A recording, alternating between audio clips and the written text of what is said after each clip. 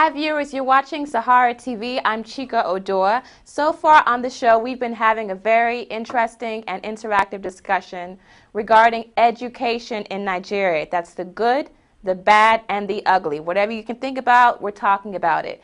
And of course, you know that education comes in so many forms, and music is one of those forms of education.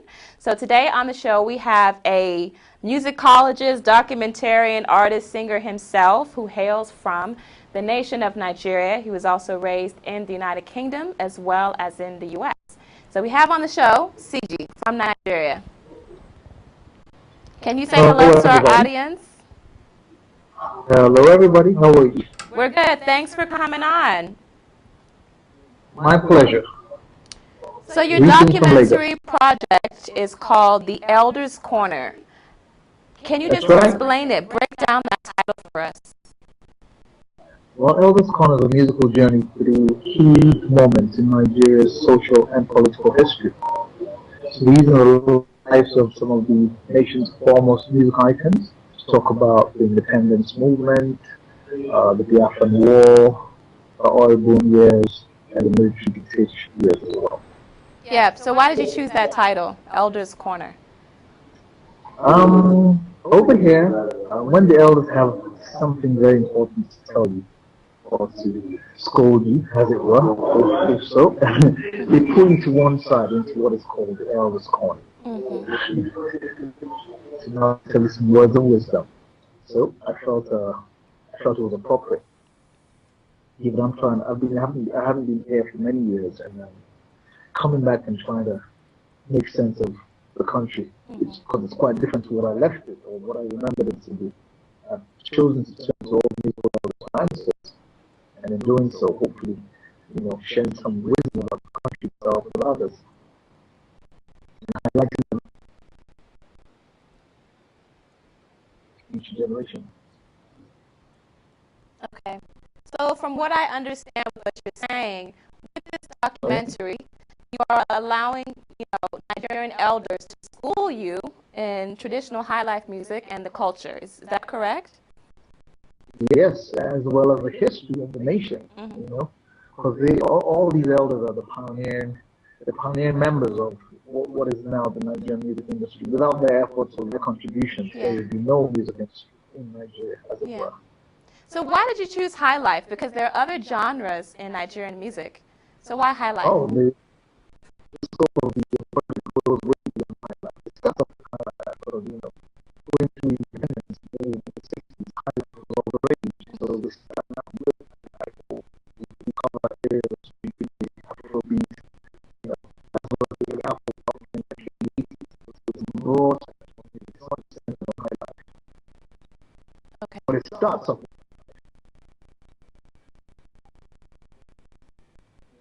Okay. So particularly, when you listen to high life, how do you feel? Because I know how it makes me feel. So how do you feel when you listen to the beats of high life and the music? And, just go ahead. Personally, for me, nostalgic. For me, it's like I feel joyous when I hear high life. There's certain innocence out here. There's certain optimism people have here. The dawn of the nation's independence. That's kind of music here. It's a very probably happy type thing. Right. So you're saying it gives you a sense of nostalgia and joy. So for our American viewers who don't know what high life is, can you technically break it down? Because you're a music guy yourself. Can you break down how it may differ, from rock and roll with like the backbeats and the rhythm, the syncopation? Just speak music to us. Well, it's very rhythmic to start off with, and it's happy music. All the chords are major chords, 1, 3, 4, 5, 5. It's bubbly, it's happy, it's so emotional, but it's very happy music. It's not music that you hear that you're in for some time. Yeah. And like I said, it's very rhythmic as well. So that's high life. High life. That was like, this is happy music, and you get people. I find it interesting you're saying it's happy music because, the roots are in Ghana, and Ghanaians would explain it as very melancholic music. A lot of musicologists say it's very melancholic. So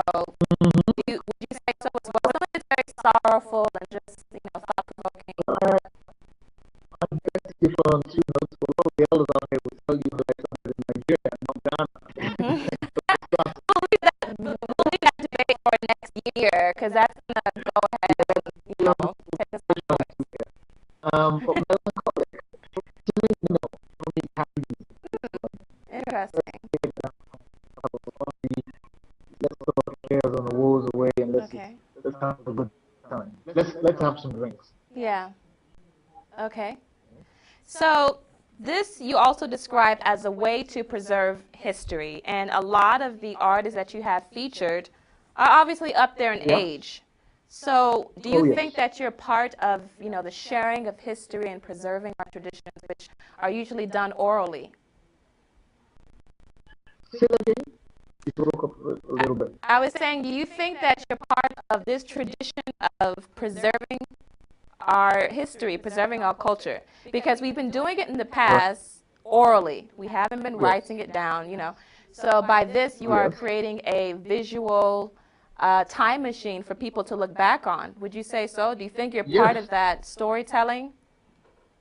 Very much so. Not just visual, oral as well. Because bear in mind, these guys are speaking on camera. So it's a modern day, kind of way to preserve the history. I think a lot of the griots here, that tradition is slowly, sadly, slowly fading on or passing away. Because I always say, once this generation goes, they'll take a whole lot with them, which we don't necessarily have. So it's by doing what we're doing, we're hoping to at least, like I said, we'll capture some of their stories and their journeys and preserving them for future generations to come. And the sad thing is I'm running against the clock. A few of the elders have had strokes, a few have passed on.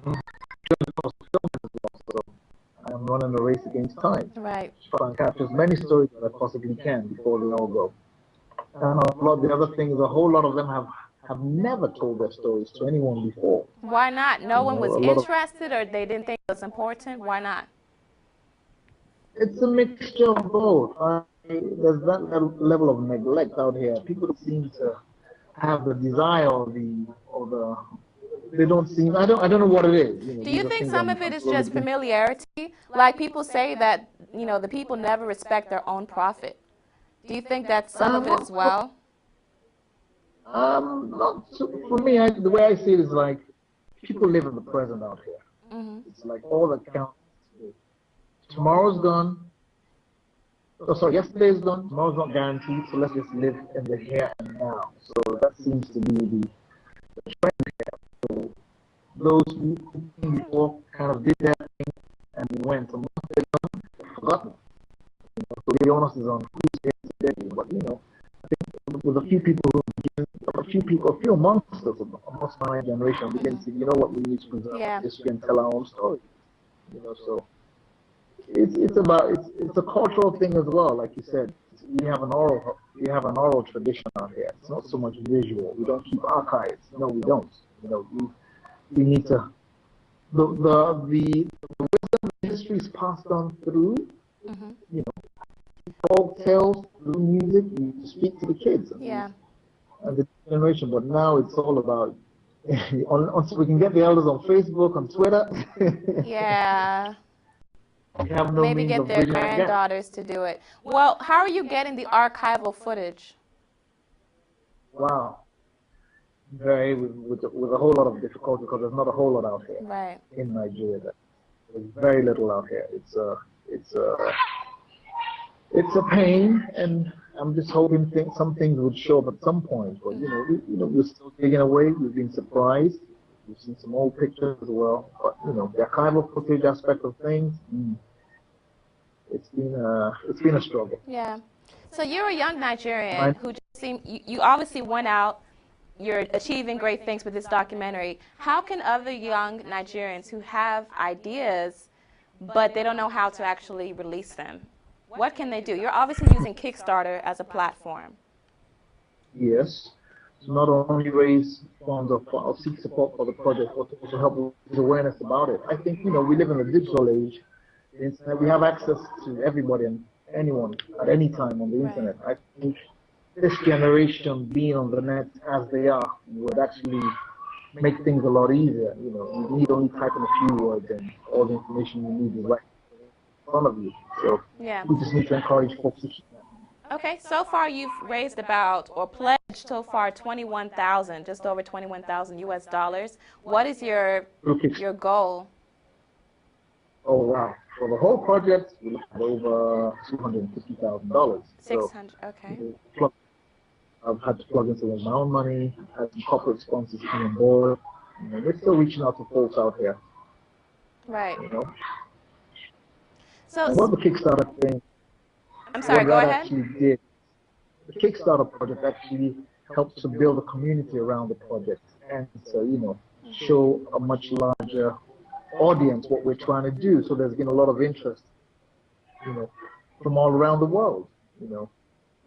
So it's still very much a work in progress, and we're hopeful we'll get this done. Yeah.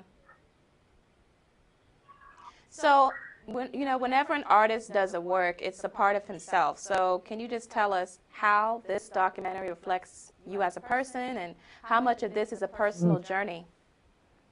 Okay. I was born in Nigeria many moons ago, and I spent my formative years here, 12 to be precise, and then I left to go back to England and eventually to the United States. And I came back to Nigeria in 2009 after being away for over 2 decades. And obviously coming back here, it wasn't the same country I'd left behind. I had to go through so many growing pains of trying to understand the nation, because it wasn't the same place I left behind. And in a way, starting out the project as I did helped me to, gain some answers or gain a better understanding of the country that was before I came here, the country that was when I was here as a child, as well as the country I left behind when I returned to go back west. So it's a personal journey as well, very much so. It's my way of uncovering or getting a better understanding of the nation itself. So it's a personal musical journey as well. Yeah. But is it necessary? Do you think this documentary is necessary? Because critics can obviously say that there are so many other issues to talk about in Nigeria, and going back to the past for old people's music it doesn't matter. So what would you say in response? I'll say it's about time we told our own stories from our own unique perspective.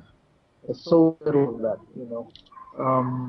we haven't really, kind of turned the cameras in on ourselves. Yeah. So few of us have done that, and I think it's about time we did that. We need to hear our own stories from our own unique perspective, and our elders need to, celebrate the legacies of these pioneering giants. So.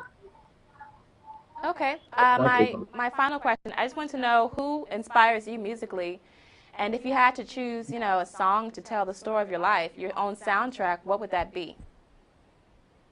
My own personal soundtrack? Yeah, sure. Personal, professional, whatever. John Coltrane's Love Supreme. Come again? John Coltrane, A Love Supreme. Oh, okay. All right. And any other music who inspire you around the world? Oh, wow. I grew up in very Let's leave it to 5, because I know you must have a huge list of them. Let's see. Fela Kuti, Miles Davis, Marvin Gaye, Kevin Buckner, John Coltrane. I could go on and on and on. Okay. Well, you didn't mention Miriam Makeba, but that's okay. I'm gonna let that slide. All right. So this is the end of our interview, and I just want to make sure that people know how to access your documentary project. So just give your information on how they can reach you, how they can get more information. Learn some more about the documentary on www.elderscornerfilm.com. Learn more about myself, www.shijimusic, that's SIJImusic.com. All right. Thank you so much for joining us on Sahara TV. And good luck. Thank you so much. Thank you. All right. So that was Siji Awoyinka. He was calling us via Skype. He's in Nigeria right now, but he travels around the world. And he is finishing up the final stages of his documentary. It's called The Elders Corner. It focuses on the story of high life music in Nigeria. Not just high life, he said, but also other genres that tell the story of Nigeria politically, culturally, socially, you name it.